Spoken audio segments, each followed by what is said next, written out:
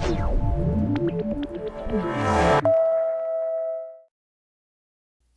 Every Student Succeeds Act puts schools on track to ensure more children have a bright future. Today, high school graduation rates are at all-time highs, dropout rates are at historic lows, and more students are going to college than ever before. These achievements provide a firm foundation for further work to expand educational opportunities and improve student outcomes under the ESSA. In the United States, it has been a long-standing goal to provide an equal opportunity to all students.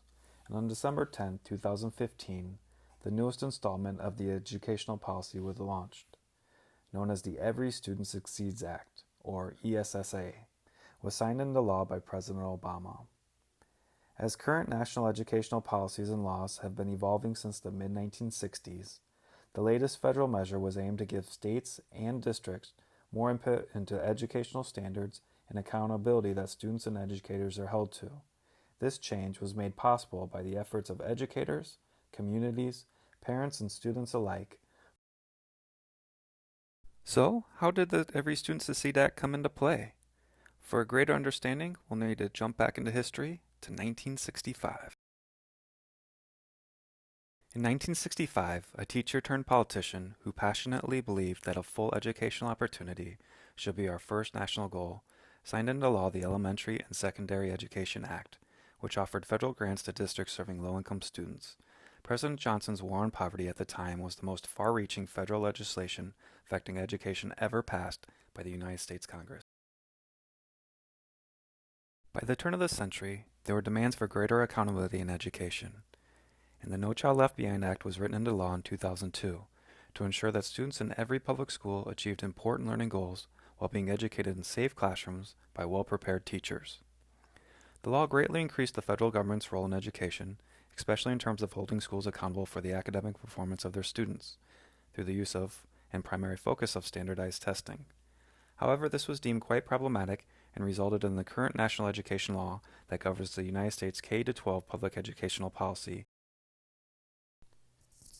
The main purpose of the ESSA is to make sure that public schools provide a quality education for all kids. This gives states more of a say in how schools account for student achievement. This includes the achievement for disadvantaged students as well.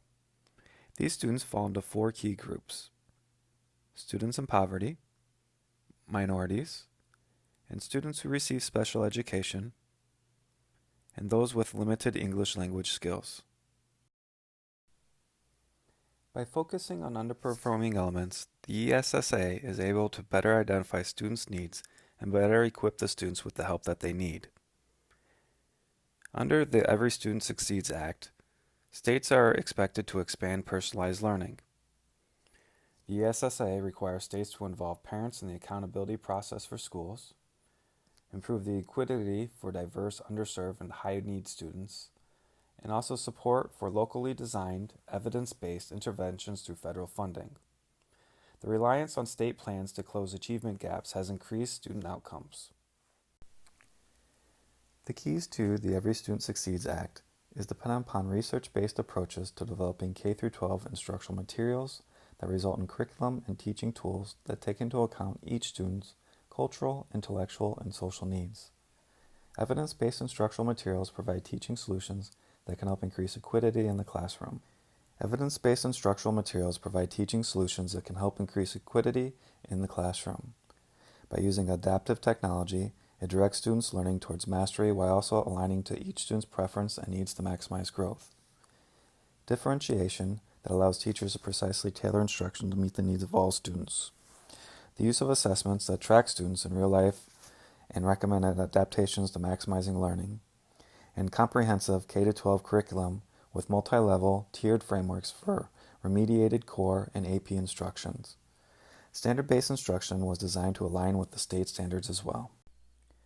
Under the ESSA, research is the foundation and the guiding principle that corresponds to actions teachers can use to help students master core competencies. In this standard, blended learning is defined as a formal educational program that leverages both technology-based and face-to-face instructional approaches that include an element of online or digital learning combined with supervised learning time and student-led learning, in which the elements are connected to provide an integrated learning experience. Preparing students for the future is among the most important responsibilities of schools.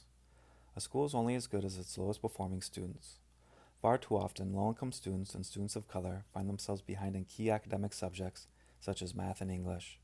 Effective accountability plans include strategies for identifying and aiding students who are falling behind. The Every Student Succeeds Act affects all kids, including those with IEPs and 504 plans. The ESSA encourages states to expand personalized learning and requires states to involve parents in the accountability processes for schools. Equity for diverse, underserved, and high-need students, along with support for locally designed, evidence-based interventions through federal funding, such as blending learning techniques, and the reliance on state plans to close achievement gaps and increase student outcomes. Our children are essential for manifesting and creating the future to come. So if one can do some good in the life of a child, then there can be positive growth, change, even the slightest bit in this world. And if most of them think on the same lines, then we can have hope for a better future ahead.